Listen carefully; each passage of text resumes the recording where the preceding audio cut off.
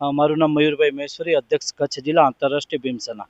આજે જનમિત્ર ન્યૂઝ અને જ્યારે 1000થી ઉપર સબસ્ક્રાઇબ થઈ ગયેલ છે, જે બદલ જનમિત્ર ન્યૂઝને તેમને એમના પરિવારને ખૂબ ખૂબ શુભેચ્છા પાઠવું છું।